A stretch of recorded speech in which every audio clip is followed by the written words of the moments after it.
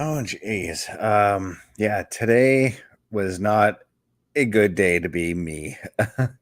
um, Once again, I ran into some troubles with the self checkout. It's Chris Best alongside OMD with TurnBuckle Talk. OMD, I've told you about this issue beforehand.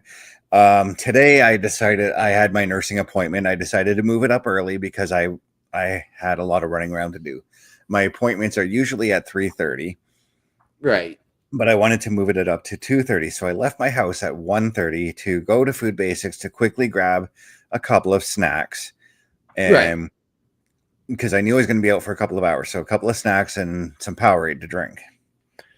And get to the cash, get to the self checkout. Once again, all six self checkouts filled with people with at least $200 to $300 in groceries.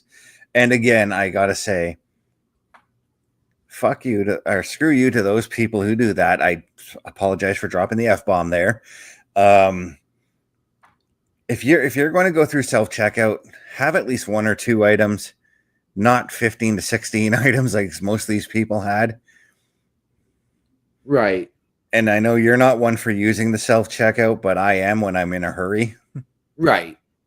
No, and I mean, I get it, but I mean, my big thing is, yes, I want to see the people working. That's why they're there. Mm-hmm. Um, as well, if, I'm not going to make an hour's wage, then why should I do your job for you? Mm-hmm. I mean, we've seen the memes too about, on top of self checkout, now Walmart customers are going to have to start unloading the transport. Well, okay, fine. Pay me for a shift then.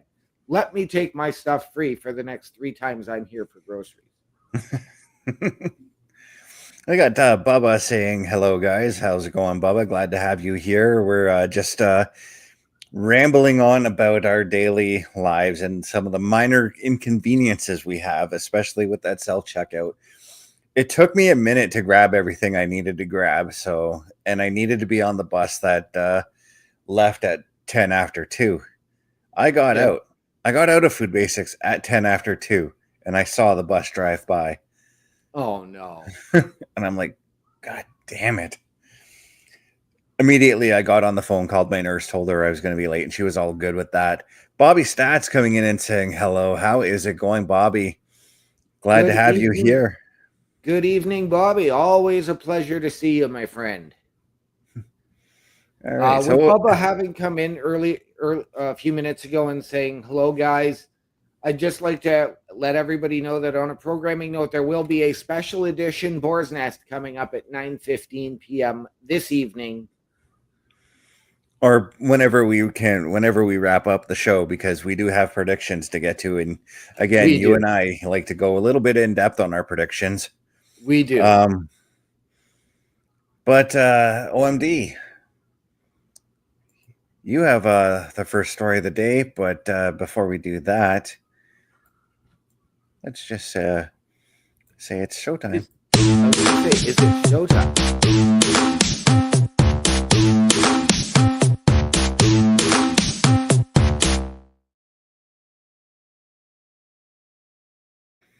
And of course, it is showtime. OMD's mic is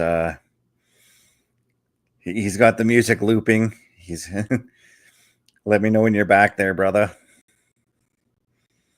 Or maybe we'll just go into my story where we're going to talk about actually the top 100 tag teams as released by PWI. I've got the top 10 list here. This is an interesting list, a very, very interesting list. At number 10, we have FTR, which is Dax Harwood and Cash Wheeler. From Japan, we have Crazy Star, Susie Suzuki, and Mei Saira. The Bloodline, Tamatonga and Tonga Loa are at number 8. Number 7 is the Saito brothers, Jun Saito and Ren Saito. Number 6 is ABC, Chris Bay and Ace Austin from TNA, if I'm not mistaken. Yes. And then number 5 is TMDK, Haston Nichols, the former TM61, if I'm not mistaken, right? Yep. The Young Bucks are at number 4. Hiroki Goto and Yoshihashi at number 3. Number 2 is your current NXT Tag Team Champions, Nathan Frazier and Axiom. And number 1 is your current Women's Tag Team Champions, Bianca Belair and Jade Cargill. What do you make of this list, man? You know, I think there are so many better teams that you listed in that 10 than Bianca and Jade. Please tell me you don't want the Young Bucks at 1. No, I do not want the Young Bucks at 1.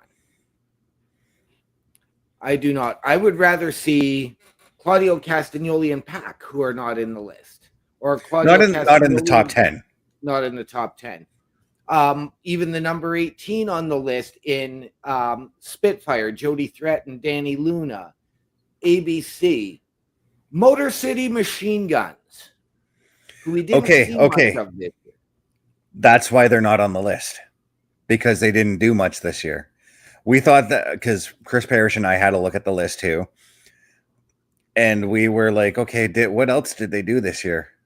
They didn't really do much. They only won the SmackDown Tag Team titles. We thought that they won the TNA titles earlier this year, but they didn't. Right. But if you look at Bianca and Jade and what they've done, take a look at Jade specifically.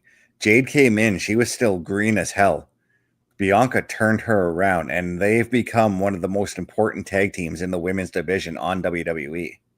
You know what? And I can respect that. It's, for me, it was, again, that tag team that was pushed together to help develop and really establish Jade, not just in wrestling, but in the WWE system, because she was established in AEW, but she was the female Goldberg. Right, and she's now learning the right way to do things, you know? Right. But again, it was just sort of one of those things that was pushed. That's why I've said, like, I would even take Spitfire. I would take TMDK, FTR. I do not want the Young Bucks anywhere near the top 10, to be honest. Well, they're there.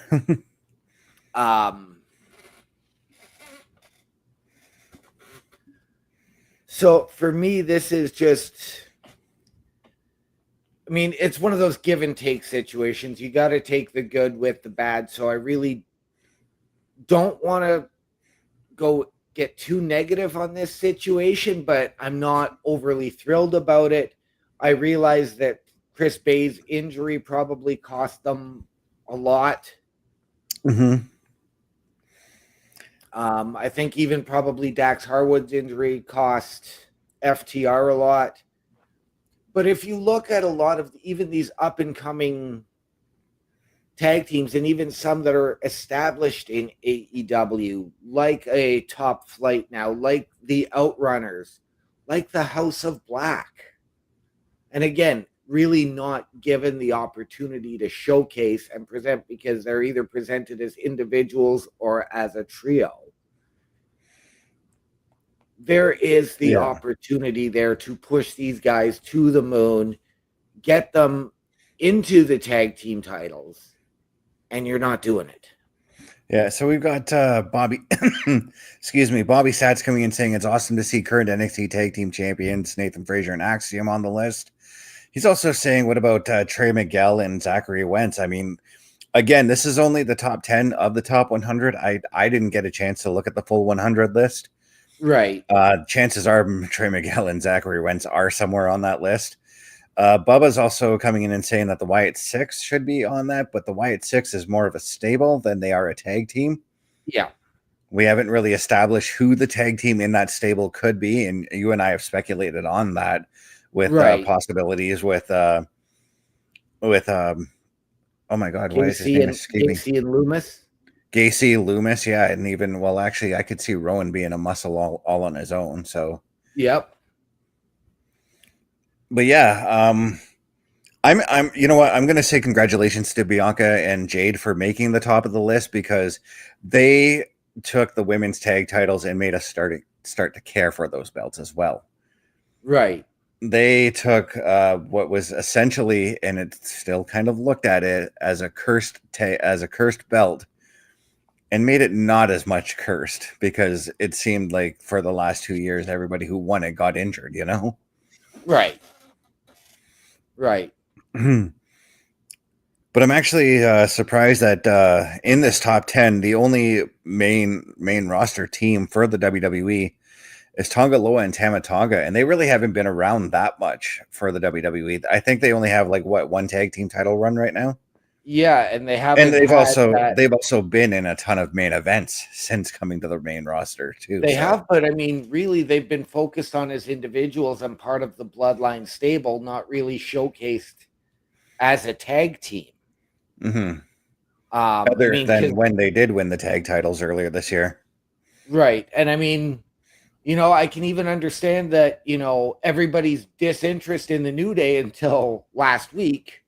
Yeah, and that's understandable why they're not in the top 10 either right now. But I Right. can guarantee you, if they keep things going with the New Day, they probably will be in the top 10 next year. Yeah. And it's the same with the Usos.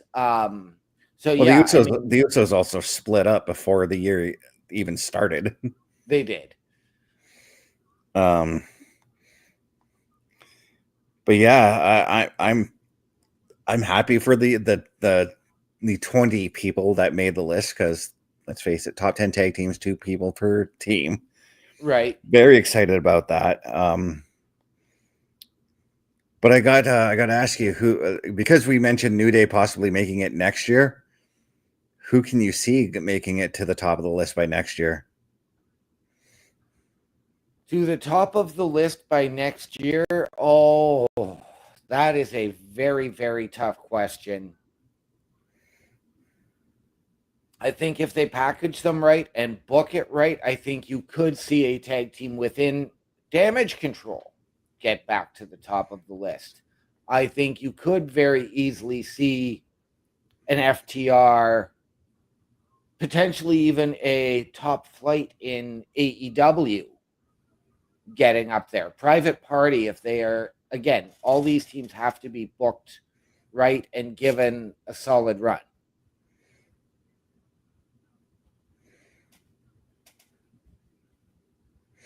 Yeah, another team that I think could very well do it would be oh my god, the Creed brothers. The Creed brothers Yep. are definitely going to be a team that to look out for in the next year.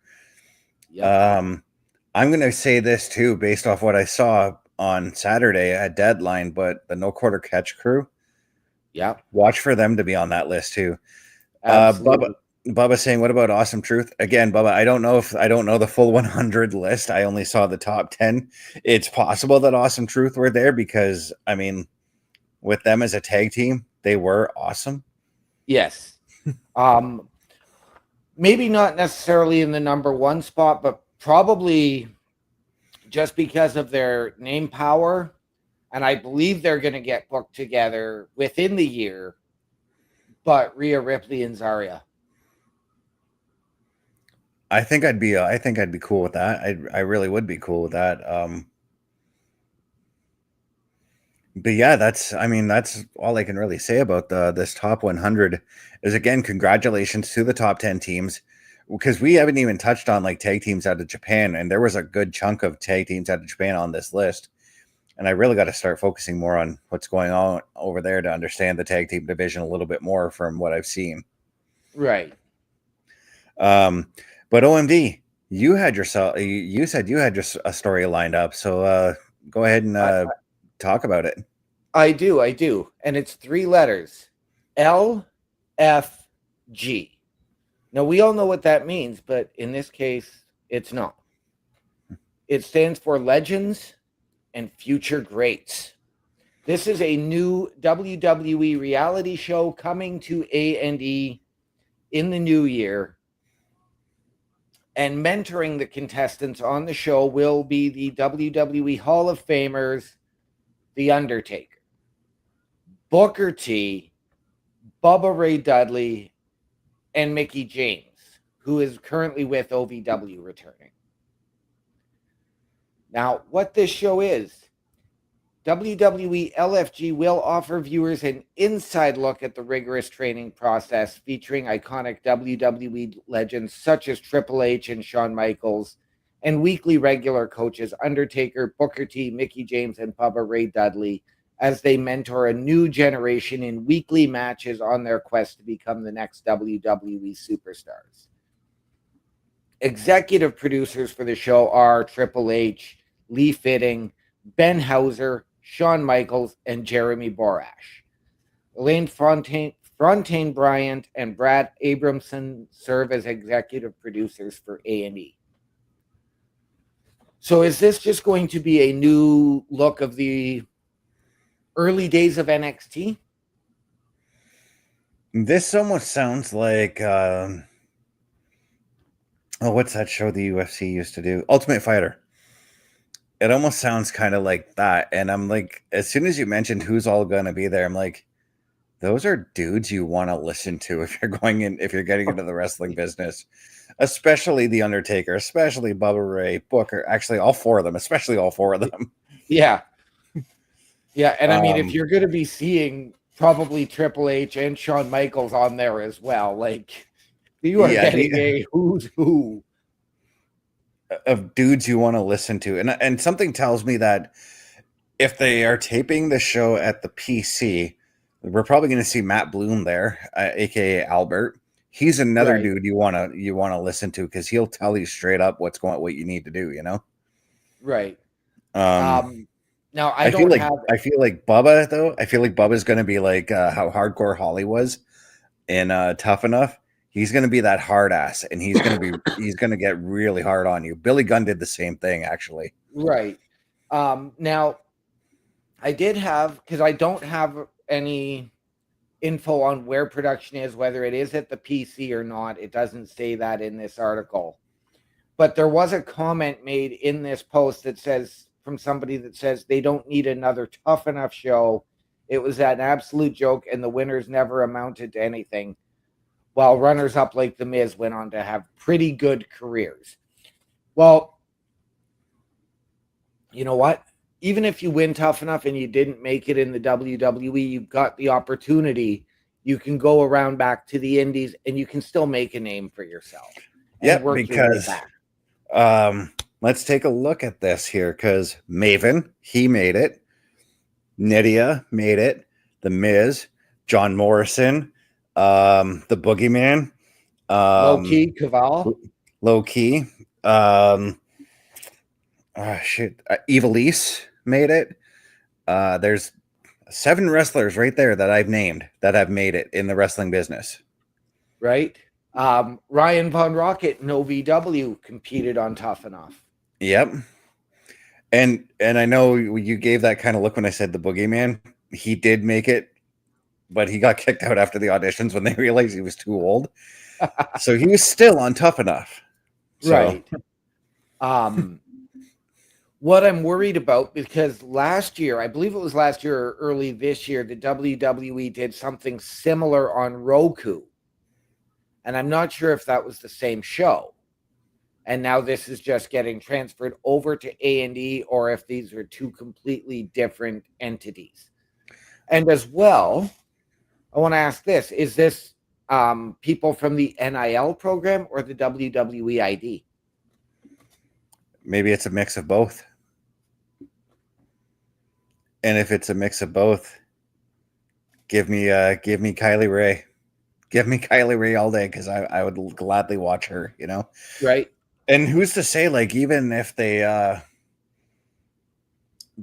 do it through the WWE ID program, then maybe not all of the shows would be taped at the PC. Maybe they'll have maybe they'll go in on an indie show and have Kylie Ray wrestle a match against somebody or something like that. You know what I mean? Right. And then after the match, maybe you'll see Mickey James giving her some advice or something like that, you know? Right. Right. You did allude to the Ultimate Fighter. Do you potentially see this breaking down into, say, a team? Well, let's put it together. The Team Alliance. So Booker T and Bubba Ray Dudley. versus Team WWE with The Undertaker and Mickey James. Yeah, and Bobby Stats is coming in here saying the blueprint, Matt Morgan, he was on Tough Enough one season as well. Yes, he was. You know what? I kind of like that concept too. And I also thought of the concept where, oh, you know what? I'm understanding where you're coming from for that concept using Hell's Kitchen in my brain, where Gordon was the coach and he taught everybody, but he also had sous chefs that helped out. Yep. So imagine, like, I'm going to say Undertaker and Mickey James, Undertaker being the bigger legend, Mickey James being kind of like the sous chef there.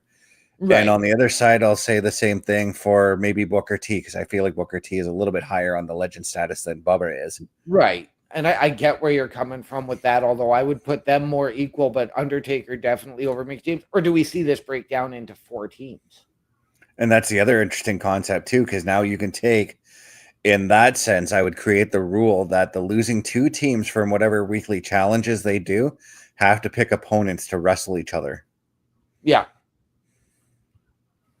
And then the loser of that, or the not the loser, but the least, the wrestler who performed the least, like the wrestler who didn't impress the judges that much, is the one that gets the boot after the match. Right. But are your 4 coaches your judges, or I would have outside judges. I would have like you said, Shawn Michaels and Triple H could possibly be on the show. Maybe have them be the judge. Triple H actually would probably be the better one, alongside with Shawn Michaels, given that Shawn Michaels does help run NXT right now. What about a name like Jeremy Borash, who has always been in and around the backstage scene? Borash would be perfect because he understands character development. That's the one thing I've always gotten from the stuff that he's talked about and the stuff that he is doing right now. Bobby Stats is also saying, bring in Regal. 100%. This is going to be an interesting concept, and I'm liking that we're speculating on what the rules of this show could be, if there are rules to the show. Yes. We just have to wait until we get more information and an actual launch date. Now, I'm going to suspect that this is going to start the next season of the Biography Legends series. Yeah, and that's actually one of my favorite A&E series is that I love watching that show. And I mean, it could take the place. Could it replace or take that time slot for the what was the archive show called? Oh, One Treasures. That's another show I would keep because I love that show too, actually. Although I'm not gonna. Oh, screw it. I'm gonna say it. Sonny Ono was a dick on the episode he appeared on. Right. The episode was they tried to buy Andre the Giant's mask. They found out Sonny Ono owned it, and Sonny Ono tried to really highball them, and they were like, "Yeah, it couldn't happen." I remember the episode. And it was, for those of you guys who don't know, Andre the Giant did wrestle under a mask. He wrestled as Giant Machine, and his mask that he wore is a very highly sought after treasure. Yes, I believe it was was it a one-time deal, or was it? It was a couple of months. There was an angle he had going on with the Machines where he teamed up with them. And I think it was like a feud with like the Heenan family he was having. And this was like in 86. This happened 86 or 87. Right. No, it would be 86 because 87 he joined the Heenan family. But yeah, I'm tremendously, you just got me pumped for this show by all the speculations we made. And I really can't wait to see it come. I'm intrigued to see where they go with it. And are we going to see one or potentially 2 people get that development and NXT contract coming out of the show? Yeah, and here's the other thing too. Like we had already said, like the wrestlers that I listed were wrestlers that did not win Tough Enough, with the exception of Maven and Nydia. Right. These people, like, you don't necessarily have to win to succeed. when it comes to that kind of show. And that's the same thing with the Ultimate Fighter. I mean, like, there's a lot of fighters in that series that did not win, but ultimately went on to have a successful career in the UFC. Absolutely. And even I'm even going to use another example, American Idol. The year Chris Daughtry competed, he came in 4th place that year. He was slotted to win because he was extremely popular, but he didn't win. Yep. And now he's one of the highest selling musicians out there. Yeah. That he is. That he is. Yes, he was slated to win. He didn't. Now, and again, with Daughtry, I mean, I saw him live off of his first album when he opened for Bon Jovi. Mm-hmm. So, I mean, we're going back a number of years. So that's Almost why, like, 20, I don't want to sit here and say that back then he was one of the worst acts I'd ever seen live. But now I can't sit here and say what he is as a live performer anymore. Yeah, because that was like 20 odd years ago that happened. So yeah, it was 07 or 08 that I saw him live. Yeah. But I think it's time we go elite right now. Okay. Because I've got a bit of a news story here for AEW All In and Texas. As we all know, it's taking place at Globe Life Field in Arlington. Is it Arlington? No. Yep. Yeah, Arlington, Texas. Tony Khan announced that it's going to be streaming on Max. And this kind of annoys me a little bit because of what we had said about AEW and their streaming on Max only in the US. And this makes me think, because I have Max on it with Crave, and there's no AEW there. Right. Kind of annoys me, but at the same time, I understand that I like that Tony is finally getting with the streaming services. He also needs to learn how to book talent correctly, but that's a whole other story. Right. Tony Khan had said via Fightful, pro wrestling has always been at the forefront of entertainment, whether it was the original broadcast television, cable, closed circuit, pay-per-view, VHS, DVD, pro wrestling's always been there. And the future of wrestling and the future of entertainment is streaming, which is, he's correct on that one. I lost my... at the forefront. AEW All In and AEW TV are going to be live streaming going forward on Max. We've got a great home on TBS. We have a great home on TNT. You can watch AEW the same great way you've been watching it, but you're going to be able to live stream the shows on Max too. Oh, okay. I kind of like where he's going with that. So he's saying that you can still watch your shows on TNT and TBS, but if you want to catch their pay-per-views, they're going to be on Max.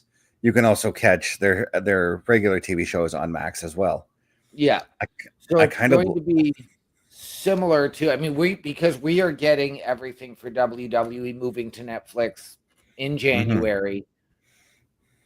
What I believe is going to happen in the US with shows like SmackDown and NXT is they will air on their regular nights and then go to video on demand on Netflix the next day, much like they had with Hulu.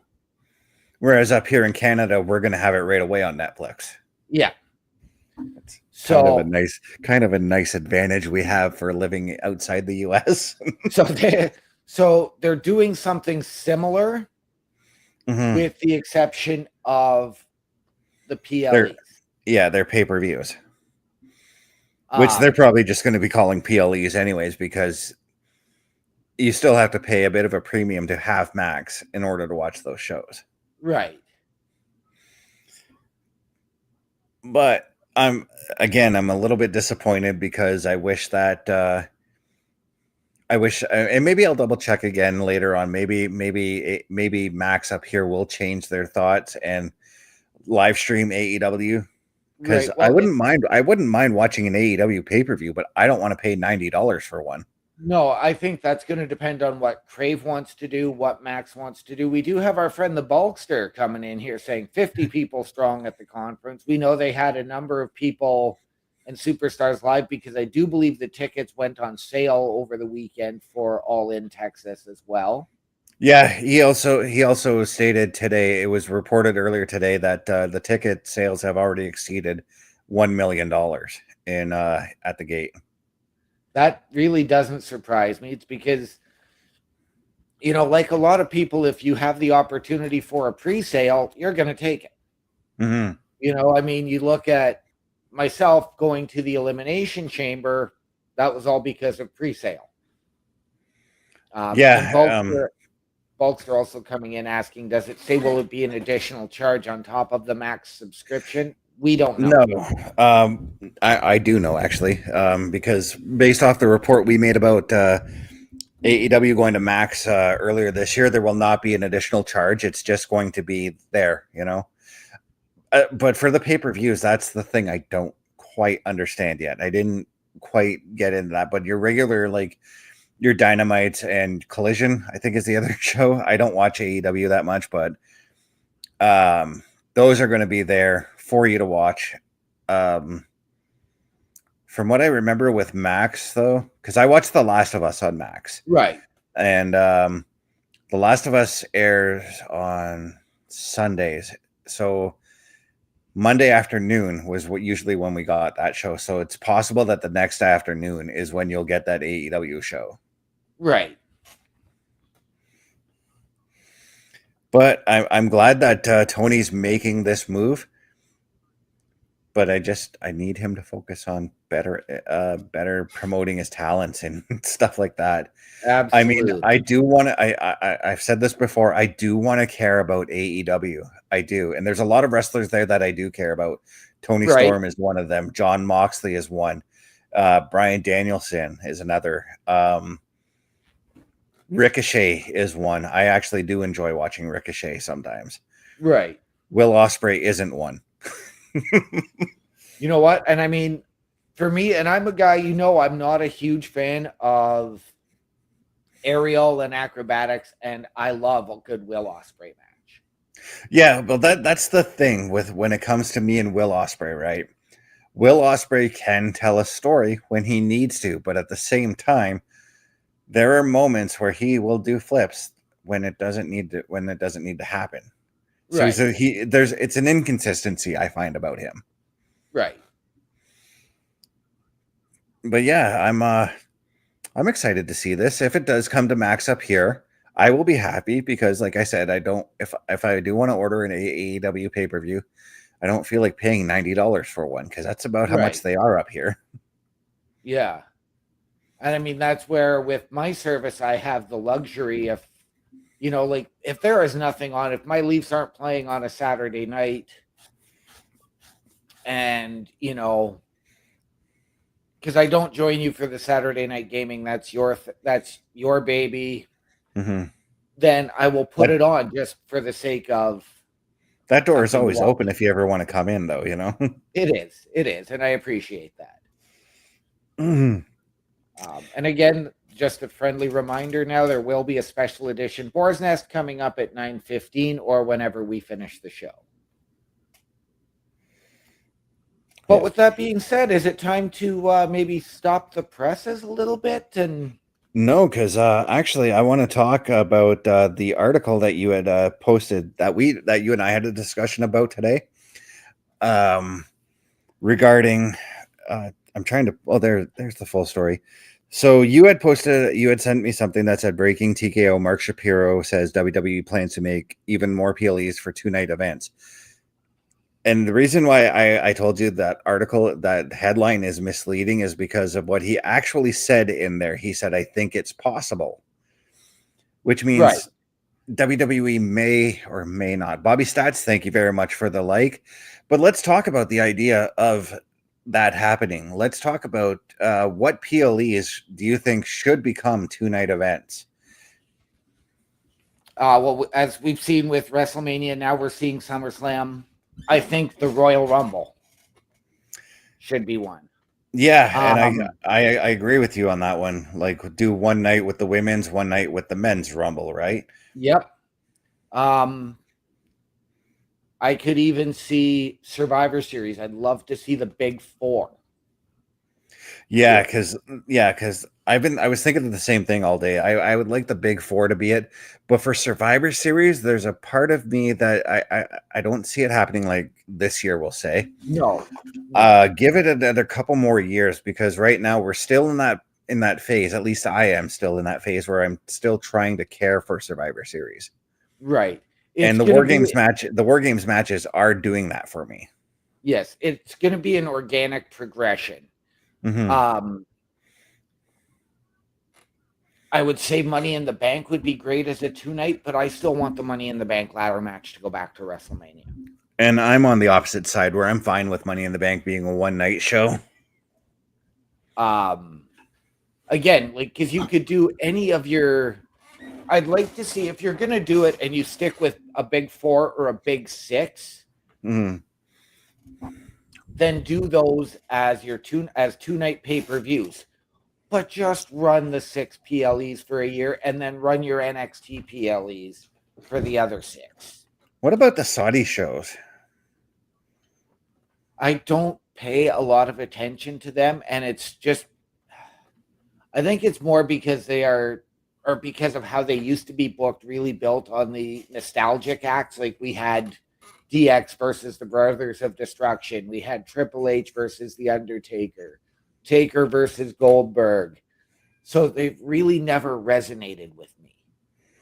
Yeah, but lately they've been putting on some banger shows at Saudi. If you're gonna do it for one of them, King and Queen of the Ring, and make them one-night tournaments. I could get behind that. I can get behind the King and Queen of the Ring being a 2-night show, one night for the women, the other night for the men. But going back to the Royal Rumble, imagine if we did this where it was one night for the women, one night for the men as well.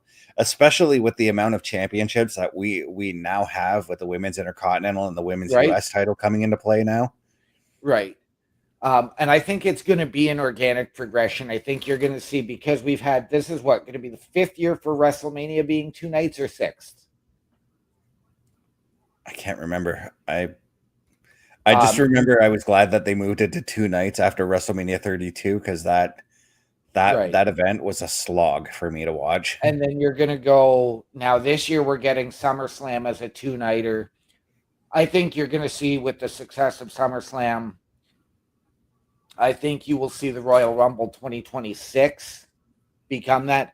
And the other thing that I would love to see with the Royal Rumble is bring back the WCW World War III concept, because you now have enough talent in both divisions and on brands to execute the 3-ring. Yeah, I'm not a fan of changing the Royal Rumble for that. I would do that maybe for a Saudi show. I don't think adding the World War III name in a Saudi show is a good idea. Well, no, but I mean, like, you can change the naming, keep the concept, have a 3-ring battle royal, but change the name to something else, Right. Besides, the idea of World War III, especially in our climate, in our world climate today, is probably not even a good name to use, period. No, it's not. But yeah, I think we've done what we can. We talked about what we obviously could see become the what pay-per-views could become the 2-night 2-night shows, and I'm fully in agreement with you on the Royal Rumble idea. I also like, and I'm gonna give a shout out to Chris Parrish on this one, but the 2-night WrestleMania, where his idea was do one night for the women, one night for the men. I like that idea as well. Yep.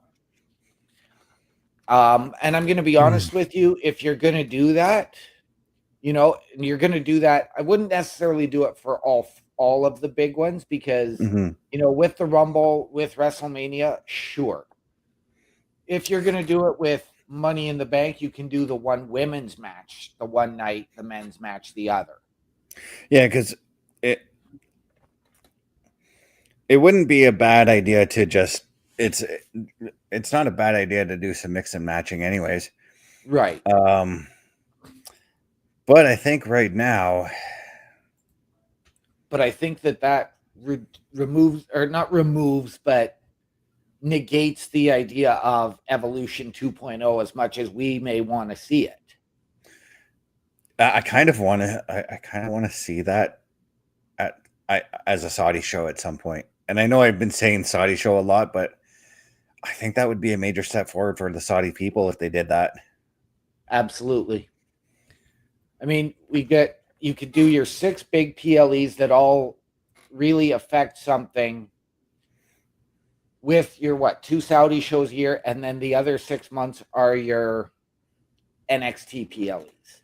And I think that's perfect. I think it's between all of the companies, I think the pay-per-view PLE market is a little bit oversaturated, and there's just not enough time to watch them all.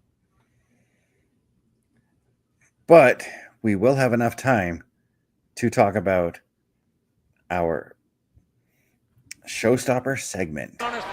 Oh, my God in heaven. Man, that super kick gets me every time.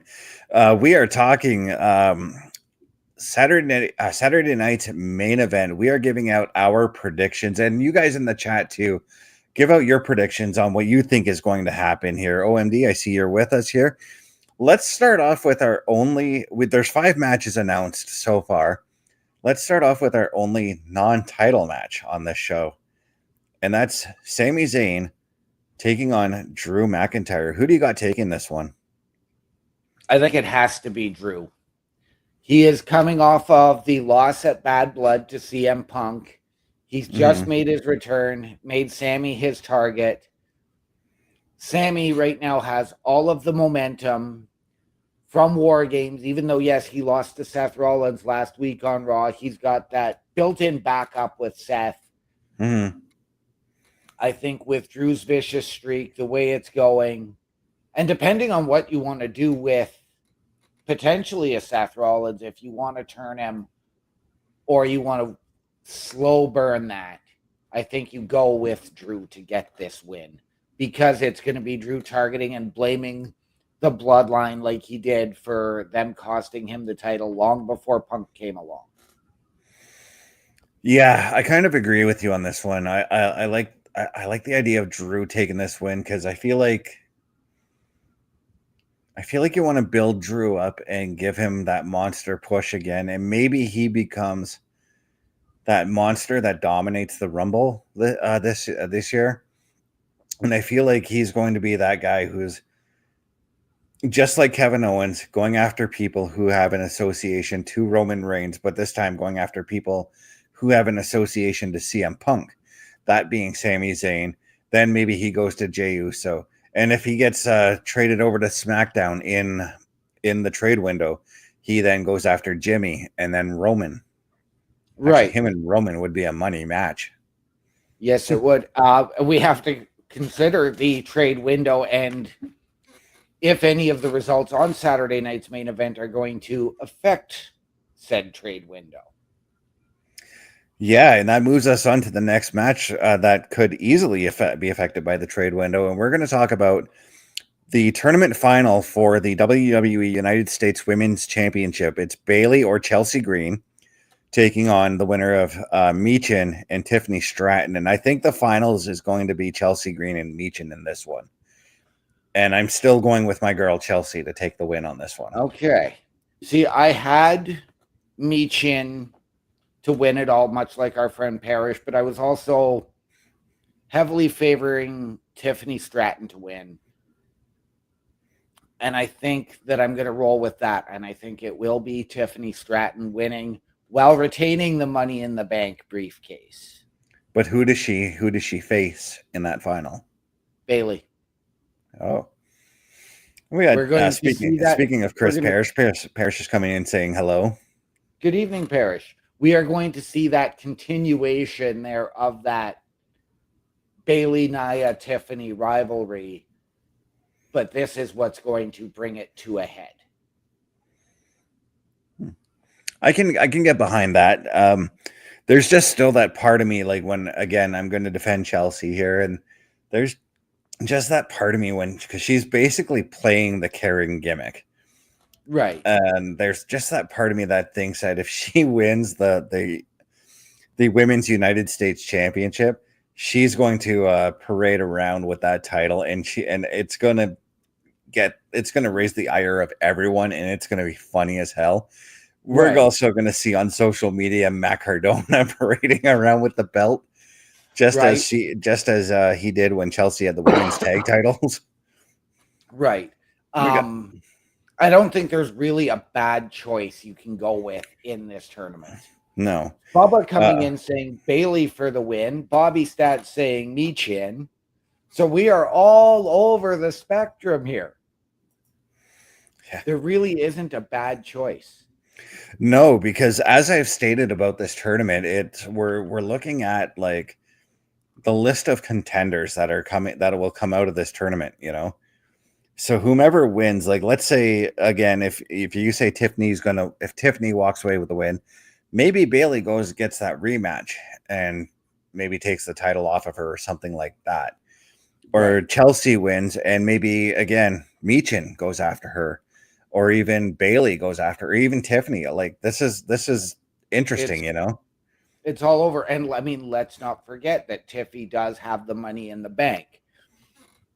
So even if she loses, she can still come out of the night with a belt.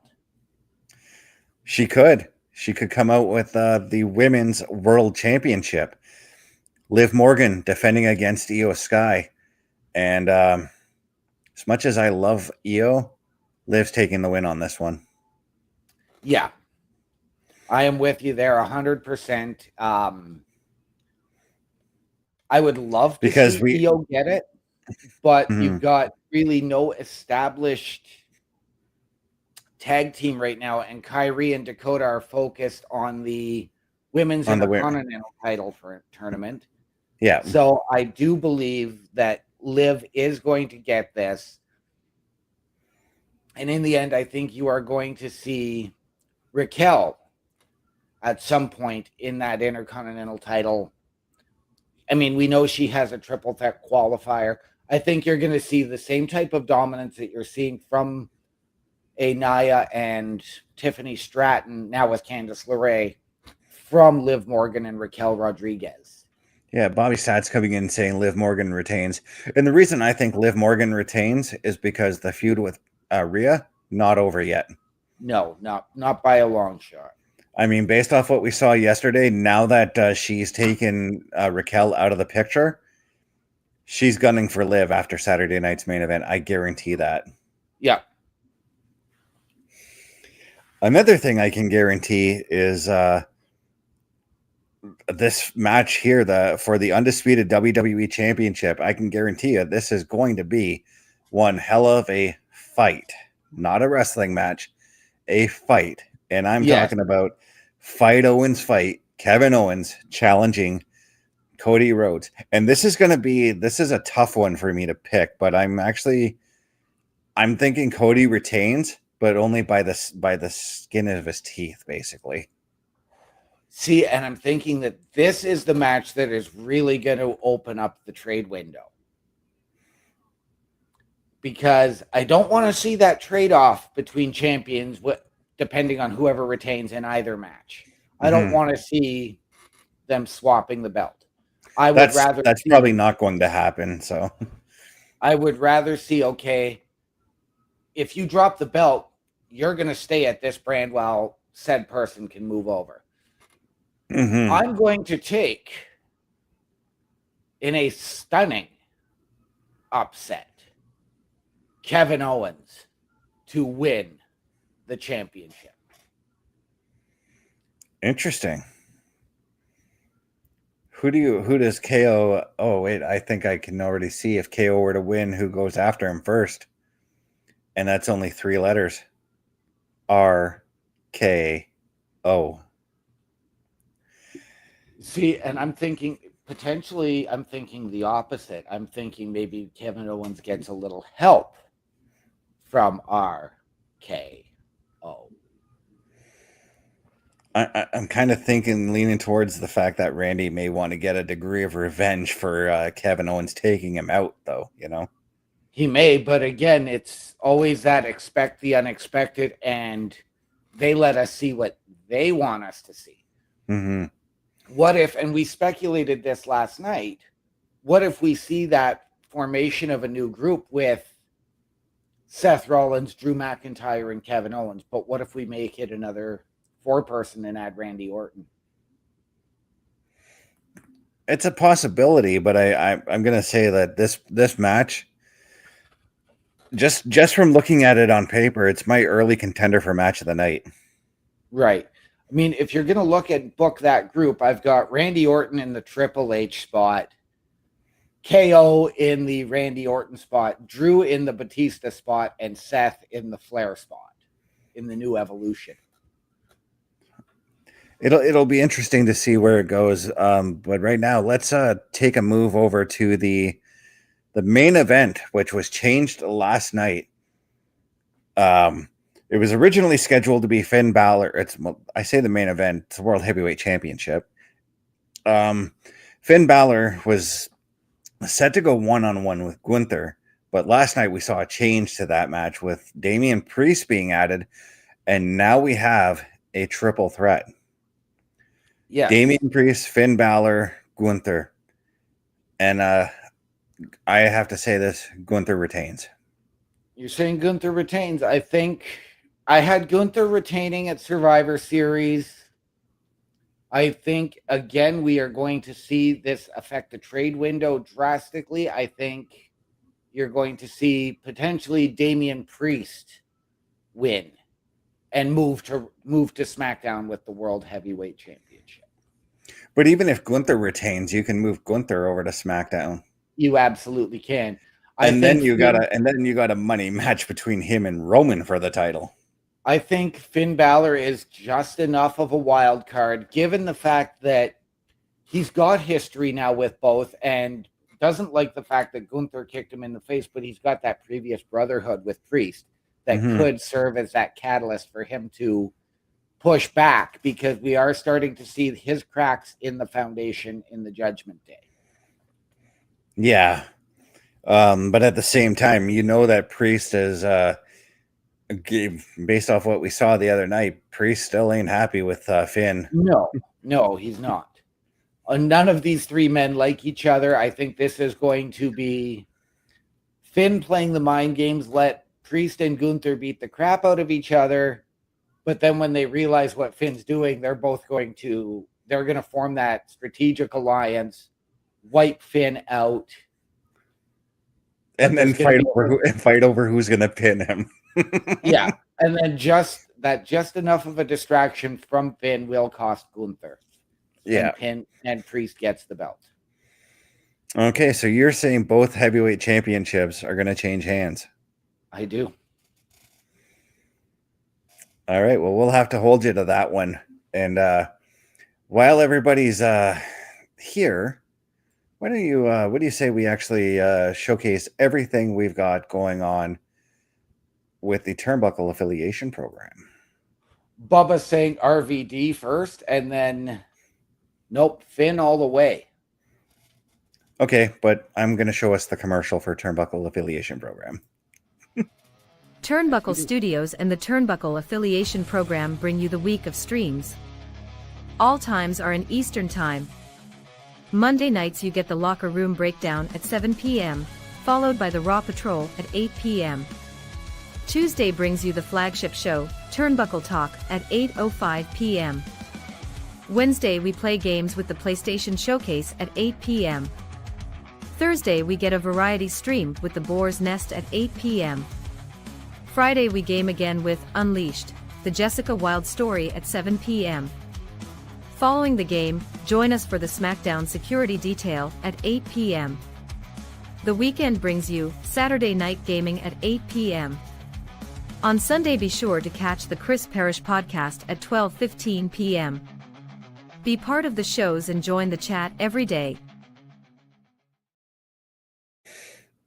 And that's all the fine programming we've got under the TurnBuckle affiliation program. While you're at it, if you want some more information on how you can be a part of the affiliation program, go to the affiliation program, my.canva.site, and sign yourself up. We'll be there to help you out for everything you need if you want to become a part of the program. On that note, OMD has still got the commercial playing in his head. The music is looping around. He's back. Hooray! Hang on one second. My banners are being a little bit weird here, but trying to get to our socials here. What do you say, OMD? Let the people know where they can find you. Well, people, you can find me at my link tree, linktr.ee/OMD show. Visually, if you want to stay right here with the Turnbuckle Affiliation Program, coming up in about 15 minutes time, we do have a very special edition of the Boar's Nest with Bubba Duke and myself. So please join us. At this at which channel, OMD? Oh, at the Boar's Nest with Bubba Duke. Or sorry, on YouTube at Boar's Nest with, or okay, I'm getting all flustered here now. At Bubba OMD on YouTube and at Boar's Nest with Bubba Duke on Twitch. You weren't expecting me to do that, were you? No, I was not. Okay, so guys, you can find me at my link tree, linktr.ee/Chris_best83. Visually, you'll catch myself and OMD tomorrow, and I'm going to flash up the thumbnail here for what we're doing for tomorrow night's PlayStation Showcase. Please don't flash us. I said flash up, but all right. We're going to be doing the Final Fantasy VII remake, and OMD, I'm going to tell you right now, you're going to be shocked by the change in graphics and the change in the story. Right. As far as the game goes. But on that note, OMD, because you know what, actually, before we go out, let's give a little shout out to Carl Carafel with his link tree as well. If you want to follow him, his link tree is linktr.ee/Carl Carafel. That's KarlKarufel. And on that note, speaking of the game warden, what are those famous words he likes to go out on? Ladies and gentlemen, the world is a scary place. Take care of each other. From all of us here at Turnbuckle Studios and the Turnbuckle Affiliation Program, to those of you out there wherever you are, good night, good luck. We out.